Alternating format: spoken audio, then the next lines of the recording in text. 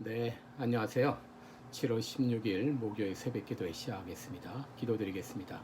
은혜로우신 우리 아버지, 주의 사랑과 은혜를 감사합니다.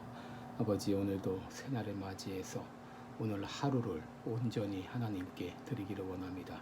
우리의 말과 우리의 마음의 생각과 우리의 행동거지 하나하나를 통해서 온전히 주님의 영광을 드러내는 복된 하루가 되게 하여 주시고, 나를 통해서 우리 주변의 많은 사람들이 은혜받고 복받는 이런 귀한 역사가 일어나게 하여 주옵소서.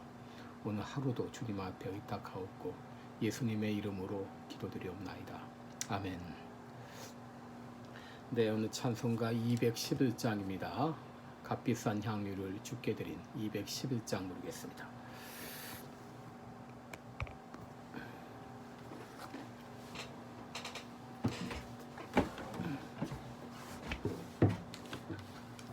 (211장입니다)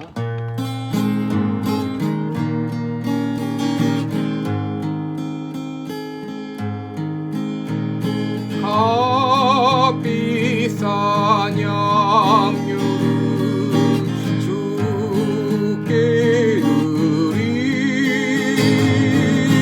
막달라 마리아 돈 받아서 향기로운 산재물 주님께 바치리 사랑의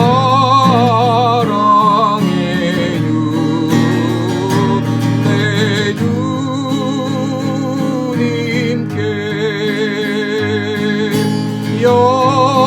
연약한 자에게 힘을 주고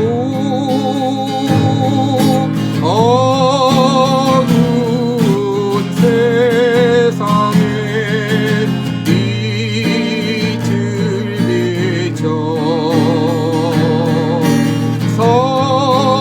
성실과 인내로 내 영제 이끌리 사랑의 내 주님께 두려운 마음에 소망 주고 슬픔에 쌓인 자 위로하며 길 잃은 자들은 친절히 이끌리 사랑의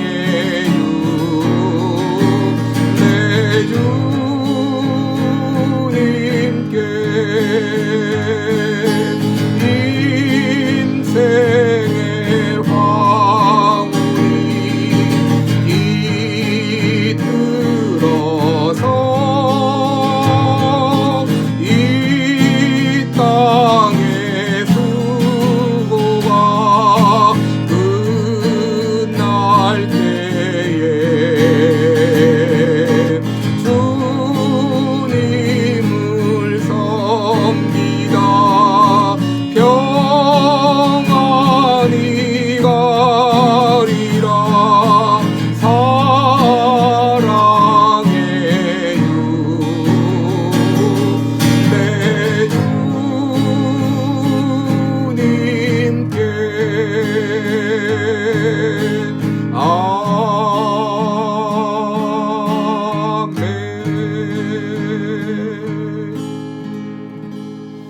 아멘. 네, 우리 오늘은 야고보서 5장 1절로 6절까지 보겠습니다.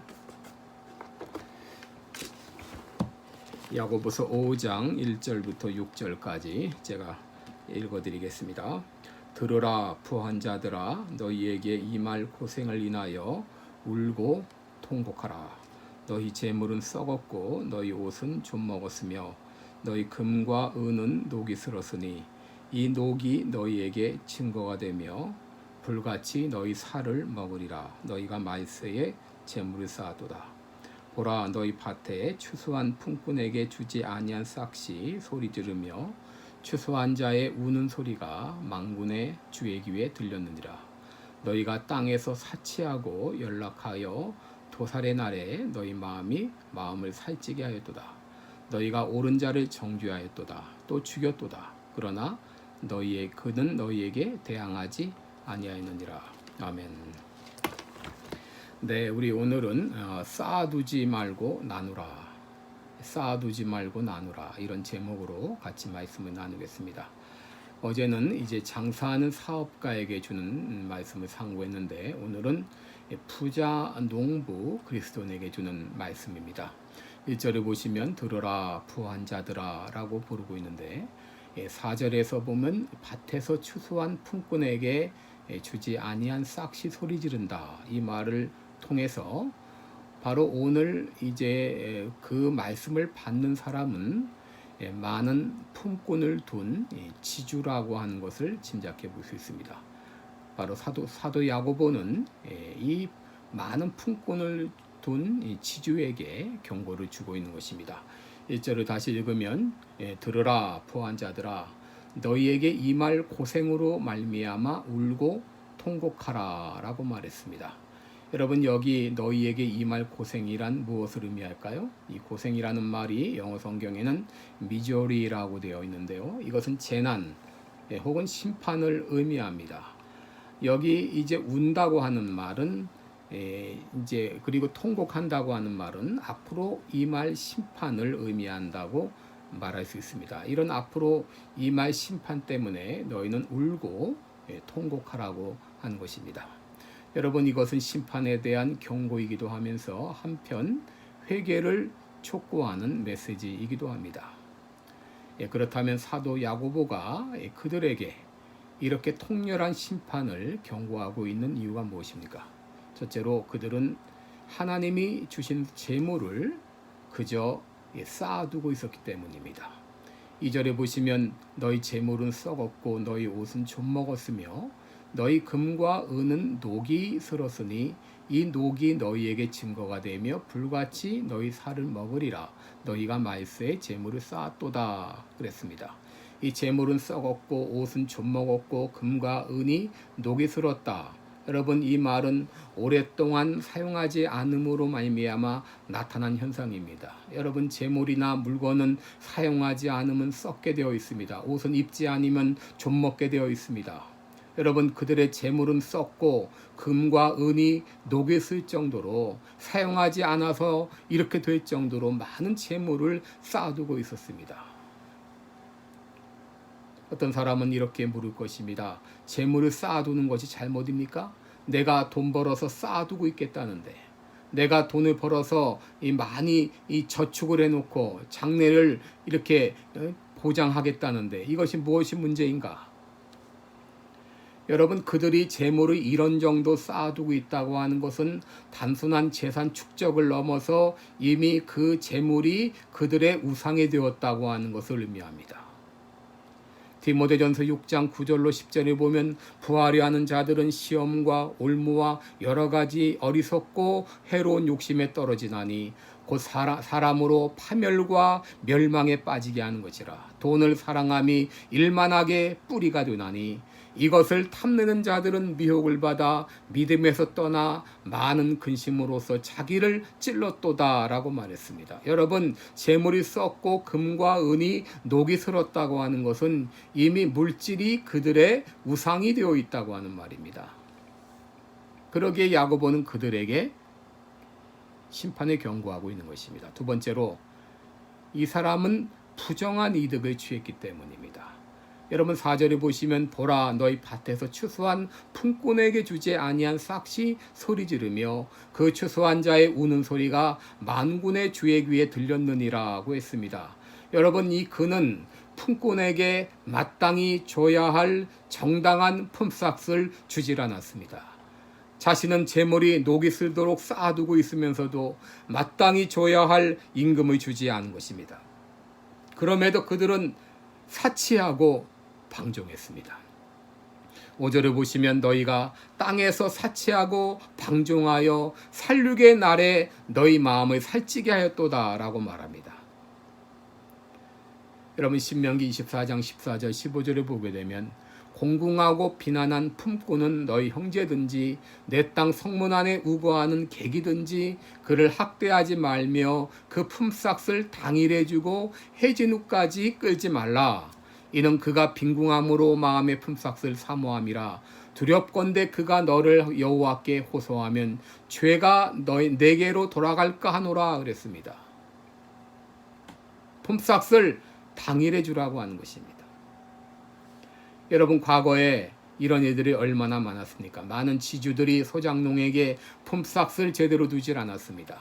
악덕 기업주들은 근로자들에게 임금을 제때 주질 않았습니다.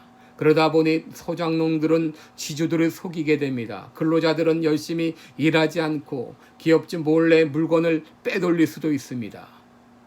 여러분 하나님을 알지 못하는 이런 불신자 기업주가 이렇게 한다면 그럴 수도 있으려니 생각할 수 있습니다. 그런데 그리스도인이라는 이름을 가진 지주가, 그리스도인이라는 이름을 가진 기업주가 어떻게 그렇게 할 수 있느냐고 하는 것입니다. 그런데 그럼에도 너희가 믿음이 있노라 말할 수 있느냐는 거예요. 셋째, 그들의 잘못은 의인을 정죄하고 죽였다고 하는 것입니다. 6절을 보시면 너희는 의인을 정죄하고 죽였으나 그는 너희에게 대항하지 아니하였느니라 그랬습니다. 여러분 당시 이 소장농은 거의 노예 수준이었습니다. 지주들이 일거리를 주면 일하고 일거리를 주지 않으면 일할 수 있는 그런 기회조차 오지 않을 수도 있습니다. 그렇다 보니까 이렇다 저렇다 대항할 힘이 없었습니다. 지주들은 소장농들을 죽일 수도 있고 정죄할 수도 있었습니다. 이것이 당시 농들을 대하는 일반적인 분위기였을 것입니다. 그러나 그리스도인들은 달라야 됩니다. 그런데 너희가 그리스도인이라는 이름을 가지고 있는데 어떻게 불신자들과 똑같이 그렇게 소장농들을 대할 수 있느냐는 겁니다. 그러고도 너희가 양심의 가책을 받지 않느냐는 것입니다. 그러니 너희에게 임할 심판을 인하여 울고 통곡하라고 말하고 있는 것입니다. 그렇다면 이 말씀을 오늘날 우리가 어떻게 삶에 적용할 수 있을까요? 여러분 오늘날은 시대가 많이 변했죠. 농사를 짓는 사람들도 대부분 기계로 하기 때문에 굳이 사람을 필요로 하지 않습니다. 그렇다면 이 말씀은 우리 가운데 어떻게 적용해야 될까요? 여러분 우리 가운데 기업주가 있을 수 있습니다. 그리고 기업에서 일하는 직장인도 있을 수 있습니다. 기업주나 직장인이나 농부나 여러분 우리 모두가 공통적으로 적용해야 할 것이 있습니다. 그것은 바로 청지기 의식을 회복하는 것입니다. 여러분 청지기란 누굽니까? 바로 주인의 재산을 관리하는 사람입니다.